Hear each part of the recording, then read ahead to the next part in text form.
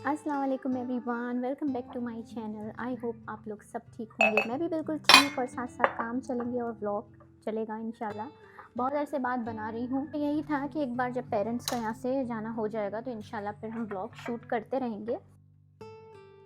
एक चीज़ जो अच्छी हुई, मेरे पेरेंट्स के जाने के बाद फ़ौरन ही लॉन्ग वीकेंड आ गया था, तो उसमें हम लोग चले गए थे कैलगरी मेरे इन-लॉज़ के पास। तो वो टाइम बहुत अच्छा निकल गया और सभी घर आने के बाद मुझे बुरा भी लगा, क्योंकि हर कोने से ऐसा लगता है कभी कहीं से अम्मी आएंगी, कभी कहीं से पापा आएंगे, तो वो आदत होती होती होगी। और हाबिल बहुत ज़्यादा उन लोगों से अटैच हो गया था, तो मुझे नहीं पता कि बच्चे किस तरह से उनका माइंड लेता है। वो डेफिनेटली उनको ढूंढता होगा, सोचता होगा, पूछ नहीं सकता, छोटा है।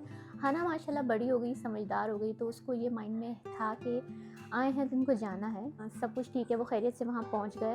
ये मेरे लिए अच्छी चीज़ है, क्योंकि इतना लंबा रास्ता है ना, और वो इतना लंबा ट्रैवल करके सिर्फ मेरे लिए यहाँ पर मिलने आते हैं मुझसे, बच्चों से।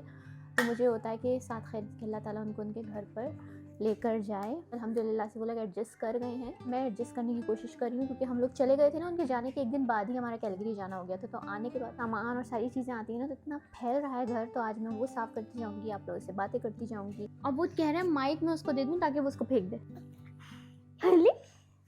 ये देखिए क्या होता है। इसी तरह इसने अपने नाना के चश्मे तोड़े। What is this? बेबी।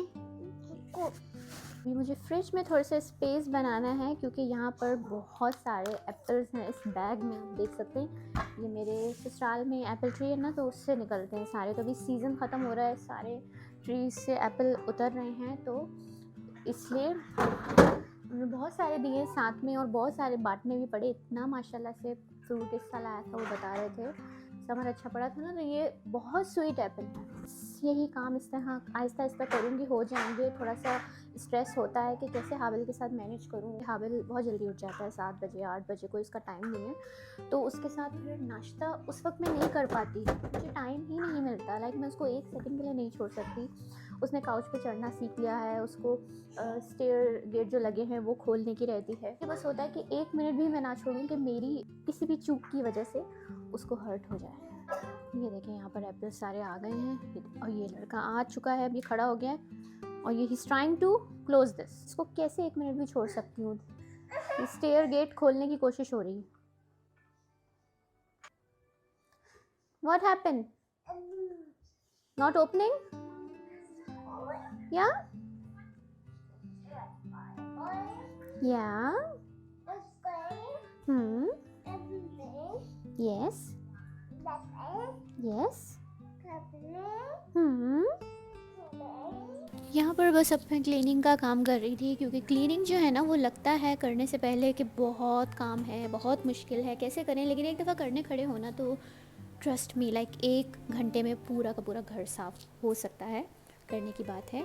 तो यहाँ पर बस वो ही मैं कर रही थी, और मुझे इसलिए भी फ़िक्र रहती है क्लीनिंग की बहुत ज़्यादा, क्योंकि मेरे घर में छोटा बच्चा है, तो और वो ज़मीन पर से चीज़ें उठा कर खाने की उसकी एज है, तो बहुत देखना पड़ता है। वॉशरूम के लिए मैं काफ़ी टाइम से अच्छा ऑर्गेनाइज़र ढूंढ रही थी, ताकि मैं काउंटर पर रख सकूं, और जो एकदम मैसी सा लगता है ना, मल्टीपल चीज़ें रखी होती हैं, तो वो चीज़ ख़त्म हो जाए। तो ये बहुत ही अच्छा मिल गया था मुझे।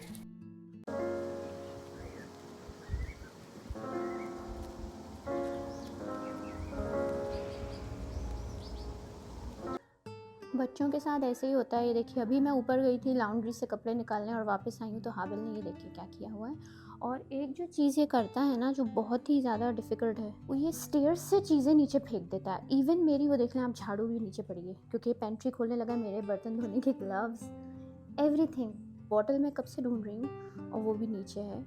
कोई चीज़ अगर मुझे नहीं मिलती ना, तो डेफिनेटली वो नीचे है, ये पता है। और आज मैंने ये पेंट्री के डोर पर ना ये लॉक लगा दिया, जो कैबिनेट्स पर यूज़ होते हैं। उसका रीज़न ये है कि ये पेंट्री खोलने लगा है, और अंदर ना सारी हैवी चीज़ें हैं, तो मुझे डर लगता है कि इसके ऊपर कुछ अल्लाह ना करे गिर ना जाए।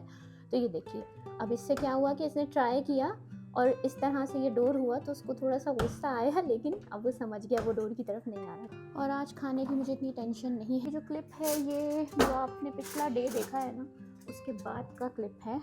यहाँ पर आप देख सकते हैं मैंने क्या किया था। कल मैंने मैरिनेट करके ना बिरयानी मसाला रख लिया था। ये देखिए, बीफ की बिरयानी आज बनाऊंगी, तो वो सारा मैरिनेशन का काम हुआ हुआ है, और हाबिल की वजह से मैंने ये किया, ताकि मुझे ना ईजी रहे।